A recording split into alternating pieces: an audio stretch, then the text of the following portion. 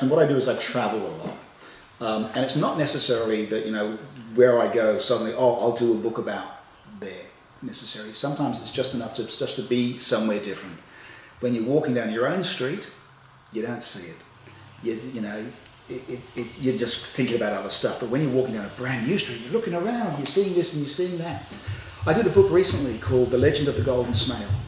And I'll tell you where that came from because it was really quirky. I was just staying in a hotel, and on the wall was a light fitting, sticking out of the wall the way they do. And the brass fitting that came out was kind of like spiral shaped. And the shade for the bulb was curved, a bit like a sail. And I was there with the family. I said, "Oh, look, kids, a snailing ship."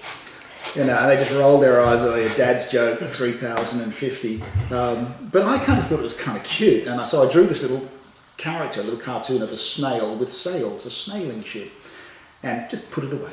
And it just kept on going on me. And I slowly began to work up a story where I could show this idea of a galleon and a snail combined. And it became The Legend of the Golden Snail. So that was one example. The other ones are much more straightforward. The first time I ever went scuba diving, I used to get asthma and I wasn't allowed to go scuba diving in Australia. They just won't do it. But in other parts of the world, I discovered they don't care. If you want to go down and kill yourself, it's up to you. And I was in the Caribbean with my wife, and this fellow came along the beach just waving a pair of goggles and mask, offering to take anyone scuba diving. So I did. And while I was underwater, for the first time, being able to stay underwater and look at a coral reef in detail and seeing the colours and the life upon life upon life. I just went, wow. And I turned to my wife, who was sort of there with me, and I said, which she knew exactly what I'd said. I said, "This is the next book.